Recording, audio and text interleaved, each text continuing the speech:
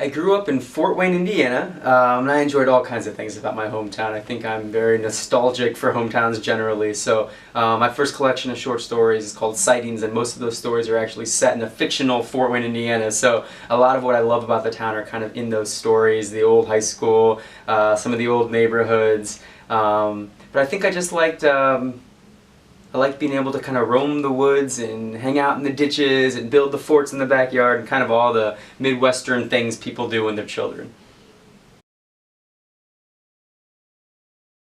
I mean, I always loved the history. I always loved the European history and American history and all the different types of histories.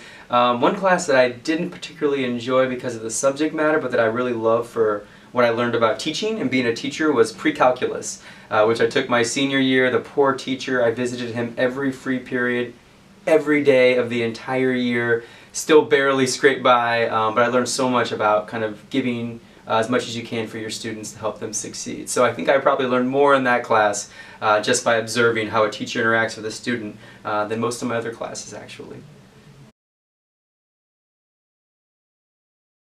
Yeah, well, I guess the job brought me to Eau Claire.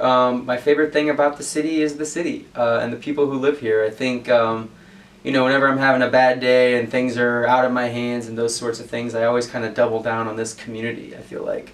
Any problems beyond Eau Claire are kind of problems beyond Eau Claire, but here in this city, I always feel like the folks always come through in the clutch, and so as a professor here, I always do everything I can to kind of reach out to the community and try to give back as much as it's given me.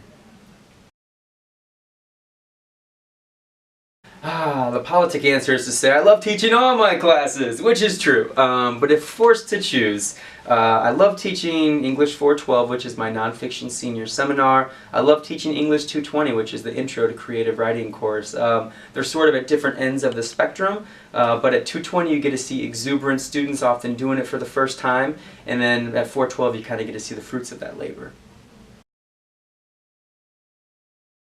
Oh, 5 favorite books. Less, huh? I could probably do a lot more. I'll just give you my favorite, if that's okay, because the other ones gets a little blurry. It's hard to know, depends on the day and time of the week. But my favorite book of all time, the answer I've always given, is Ray Bradbury's Dandelion Wine, which is just this incredible book about a young boy growing up in the Midwest in the summer of 1928.